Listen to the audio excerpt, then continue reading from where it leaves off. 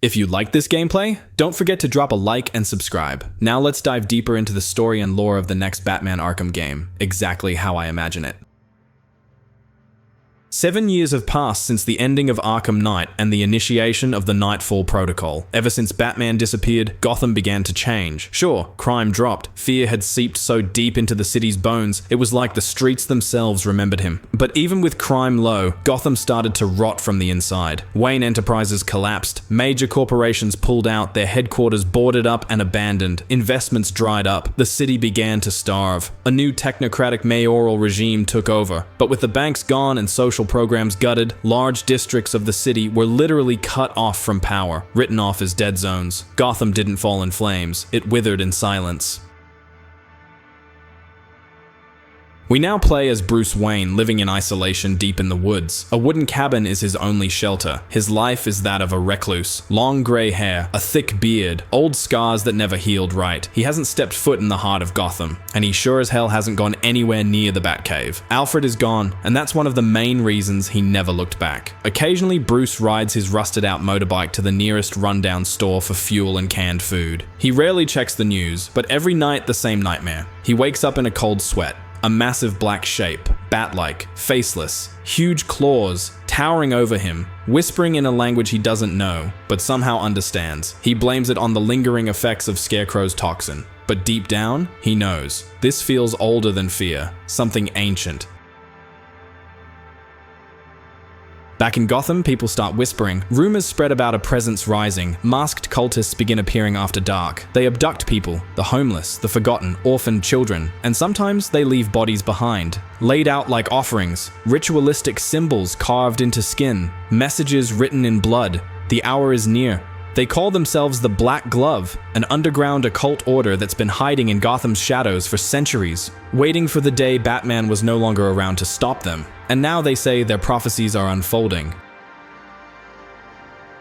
Their leader? A man named Simon Hurt, or at least that's the name he uses. No one knows who he really is. He claims to have lived for over 6 centuries, and there's disturbing evidence to support it. Old records, faded paintings, scattered mentions in long-forgotten Wayne family journals. He might be a distant relative, or something worse, a warped ancestor who never died. The Black Glove's sacred texts speak of one thing: from the darkness shall rise humanity's true liberator. Not a hero, not a man, a god, born in the void, a dragon rising from the pit of forgotten worlds, Barbatos.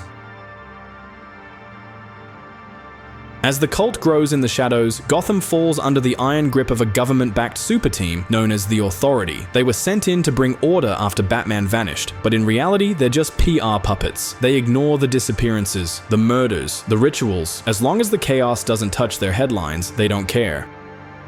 Then, a new so-called protector appears. He doesn't hide. He doesn't speak of hope or justice, only of order and cleansing. He calls himself Prometheus. He says he's doing what Batman never could, and Gotham listens, because under his watch, crime plummets. Not through fear, but through extermination. He declares himself the new Knight of Gotham. He's not trying to replace Batman. He wants to surpass him. Prometheus digs deeper into the ruins of Wayne Tech than anyone ever has, and that's when he finds it.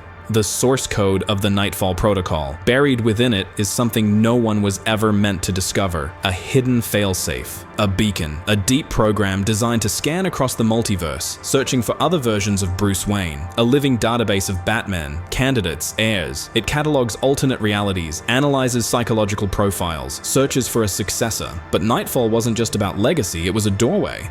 And Prometheus activates it. He wants to become the new Batman, but somewhere in the Dark Multiverse on Earth 42, the signal is intercepted by the Murder Machine, an alternate Bruce Wayne fused with artificial intelligence. Cold, calculated, soulless, he sees the signal for what it is: a key, a crack in the walls of reality. Using the fractured remains of the multiversal network, he traces the signal and opens a portal, a rip in time, space, and nightmare. Through it come the Dark Knights. Warped reflections of Bruce Wayne from the most twisted corners of the multiverse. The Batman who laughs, the Merciless, the Drowned, Red Death, the Devastator. These aren't just villains, they're what Bruce could have become, what he still might become. And Barbatos is their god.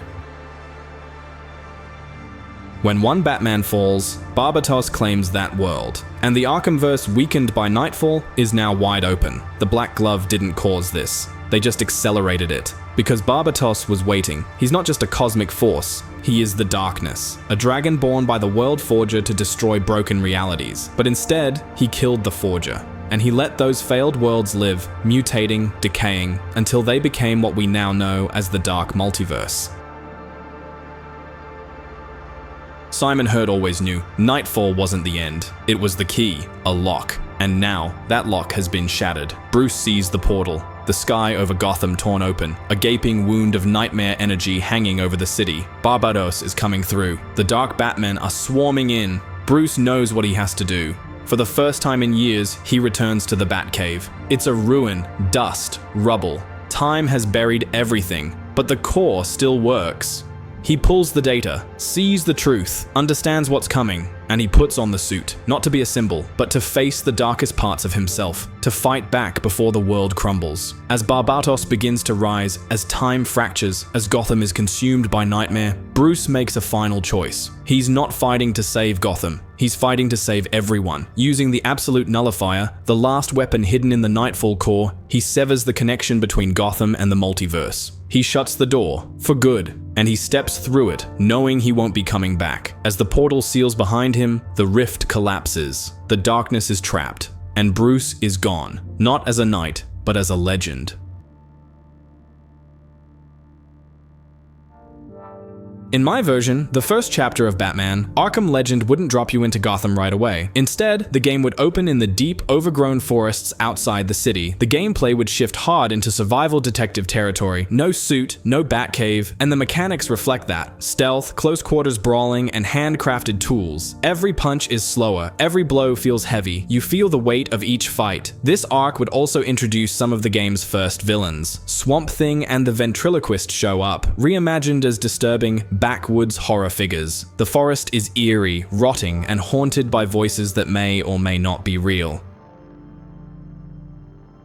Eventually, Bruce is forced to return to Gotham, but it's not the city we remember from the Arkham trilogy. The gameplay evolves drastically. Batman moves slower. Every action is more calculated, every takedown is brutal, deliberate. He's not as fast, but he's just as deadly. You feel his age in every animation, every strike. Gameplay-wise, this would be a major leap for the Arkham series. More boss fights, sharper mechanics, and moments that feel truly massive.